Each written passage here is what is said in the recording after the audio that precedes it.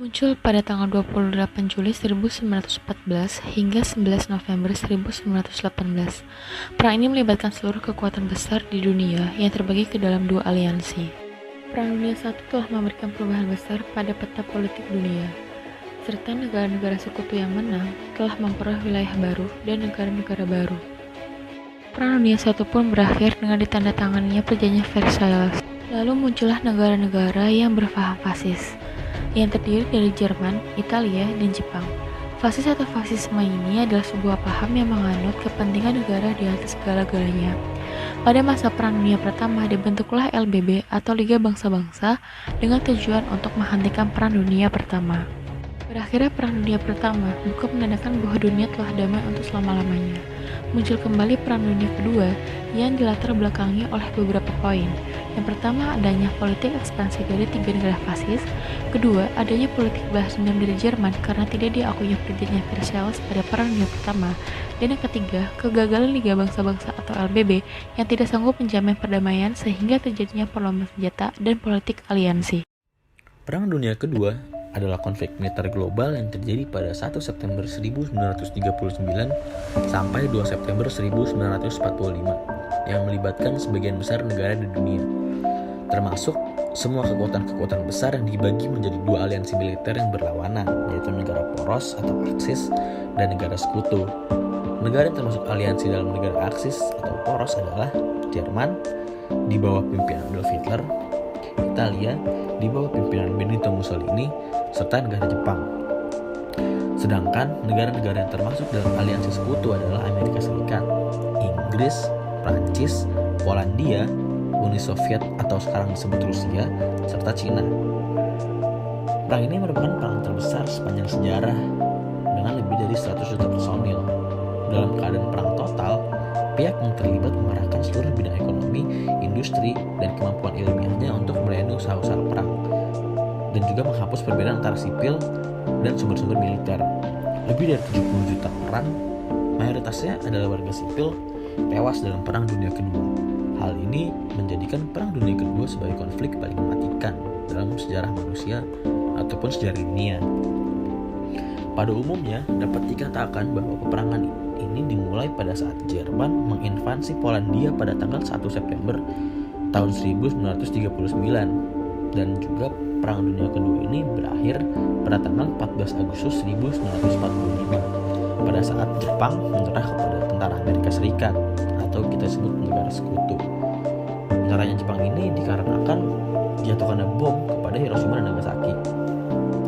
Secara resmi Perang Dunia II ini berakhir ketika Jepang menandatangani dokumen Japanese Instrument of Surrender di atas kapal USS Missouri pada tanggal 2 September 1945.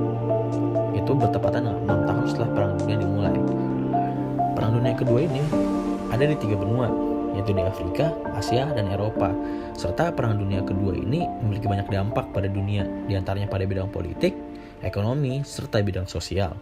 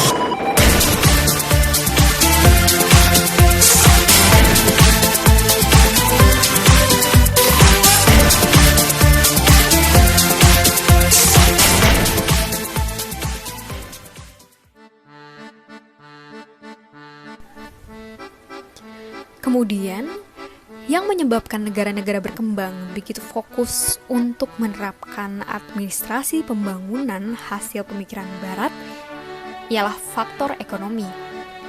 Kemajuan di bidang ekonomi biasanya dianggap sebagai sesuatu keberhasilan proses pembangunan. Ya, tidak heran jika pada masa Orde Baru, tujuan pembangunan Indonesia hanya ditujukan pada faktor ekonomi tanpa mempedulikan faktor-faktor lain yang sama pentingnya. Paradigma inilah yang pada akhirnya menimbulkan suatu ketergantungan ekonomi negara-negara berkembang terhadap negara maju. Karena negara-negara berkembang berpandangan bahwa negara maju inilah telah berhasil menciptakan suatu konsep sempurna untuk mencapai tujuan pembangunan, yaitu meraih kekayaan sebanyak-banyaknya. Hal tersebut di atas menjadikan negara-negara berkembang berkiblat pada pemikiran negara maju, khususnya negara barat, terutama Amerika, untuk melaksanakan konsep pembangunan negaranya. Ini merupakan momen yang tepat bagi negara maju untuk memanfaatkannya karena ketergantungan ekonomi negara-negara berkembang ini justru tidak menguntungkan negaranya, melainkan sangat menguntungkan negara-negara maju. Ya, yang pada akhirnya negara-negara maju inilah yang dapat mengeruk habis sumber daya yang ada di negara berkembang dengan iming-iming bantuan. Kemudian, berkembanglah administrasi pembangunan di negara maju hingga negara berkembang sampai sekarang.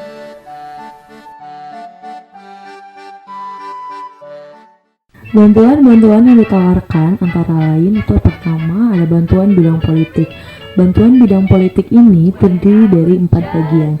Yang pertama, mempertahankan kelompok elit yang sepaham. Yang kedua, memperluas lingkaran pengaruh. Yang ketiga, mencegah kekuasaan politik ke kelompok yang menjadi lawan negara tersebut. Dan yang terakhir, menjaga sikap politisi negara yang diberi bantuan. Yang kedua, ada bantuan bidang ekonomi. Bantuan bidang ekonomi terdiri dari 3 bagian. Yang pertama, bantuannya tidak gratis, dalam artian bersifat altruistik semata-mata, karena dengan motif agar menjadi sumber bahan mentah dan menjadi bagian dari pasar internasional. Yang ketiga, bantuan ekonomi biasanya dalam bentuk hutang yang harus mencekik generasi selanjutnya. Yang terakhir, hibah atau bantuan, yang artinya sebenarnya tidak gratis dan karena dibayar sikap bersahabat. Yang ketiga itu ada bantuan bidang militer. Bantuan bidang militer terdiri dari 3 bagian. Yang pertama, penghibahan atau penjualan senjata. Yang kedua, pendidikan militer bagi perwira. Yang terakhir, pengiriman tenaga ahli dari negara maju. Dan yang keempat itu ada bantuan bidang teknik. Bantuan bidang teknik terdiri dari 3 bagian. Yang pertama, mengirimkan pakar ke negara yang membutuhkan atau bisa dibilang negara baru atau negara kalah perang. Yang kedua, membangun institusi pendidikan di negara yang membutuhkan. Dan yang terakhir, bantuan dalam bentuk fisik. Bantuan tersebut menyadarkan para ahli di negara maju bahwa ada 3 poin penting. Yang pertama, teori administrasi negara tidak dapat diterima begitu saja di negara kalah perang atau negara baru. Yang kedua, perlu adanya ilmu administrasi khusus yang mengarah pada pembangunan. Atas dasar pemikiran inilah lahir administrasi pembangunan. Dan yang terakhir, perlu adanya perbandingan administrasi negara.